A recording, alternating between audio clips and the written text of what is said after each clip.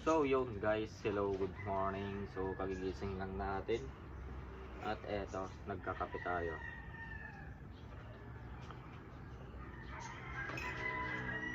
So alam nyo ba guys na ang pinakamahal na maintenance ng isang big bike ay ang pagpapalit ng gulong?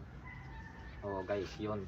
Kasi pag change oil lang, abot lang tayo dito ng pag PMS, abot tayo dito ng mga 4K to 5K. Ganun lang yung estimate ng PMS nito ay minsan.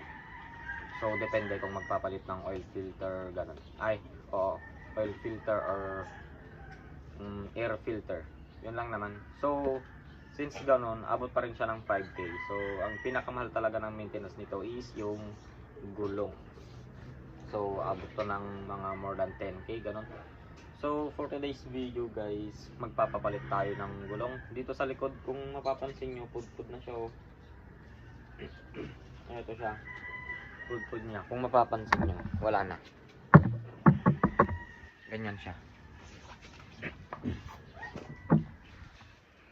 Okay, wait lang.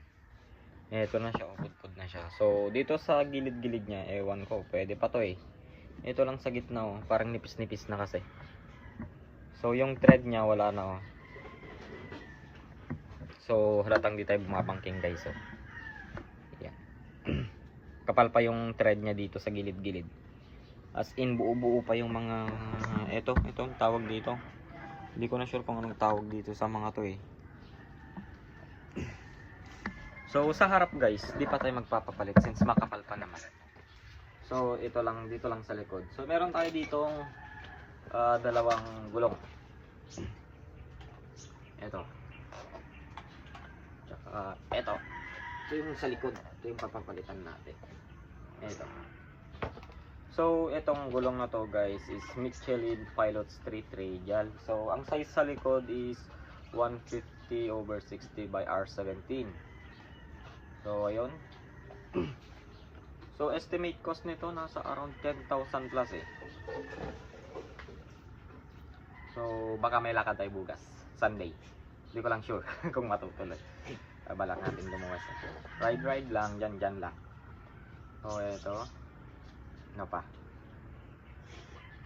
So sa harap, di pa natin papalitan kasi makapal pa naman. So ito, stock natin. Babalutin natin ng cling wrap guys para hindi siya madumihan or kumakapit kasi yung mga dumi dito hanggang titigas eh. So ayun guys, sabangan nyo, papalit tayo mamaya ng gulong. Ito. So mahirap talaga guys pag nag-maintenance na yung gulong. So sakit sa bulsa. So kailangan mo pag-ipunan. So naka-big bike ka eh. So kailangan mo talagang pag-ipunan yung number 1 yung gulong. Yun yung pinakamahal sa lahat eh, na maintenance ng motor. Pag scooter na nga lang, abot ng 1,000 plus pag gulong eh. Sasakit na ulo mo nun. What's more pa kaya pag dito sa big bike no? So talagang magpapamura ka sa gastos. So wala eh, pinaglo-long ride natin. Pinagtatrabaho natin pang malayuan. So sulit naman. Yung sa 12 plus na Odo niya, sulit naman yung gulong niya guys. Tigas nga na ito eh. So ilang ulit na rin itong nabutas guys. Dami ng pasak na ito eh. Nung last hindi kinaya ng pasak, so binulcanize sa loob. So okay naman hanggang ngayon. Kaso nga lang yung nag-vulcanizan niya, visible na. Nagpapakita na. So kailangan na talagang natin palitan. Baka mamaya may biglaan tayong lakad no.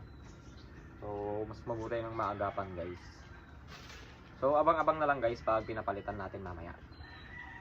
So baklasin pa natin kasi baka sa pagpapalitan natin ng gulong wala silang paddock stand na. So baklasin na lang natin since meron na, kompleto naman tayo ng gamit doon. Yun na lang. So yun lang guys, abang-abang mamaya na. So bye.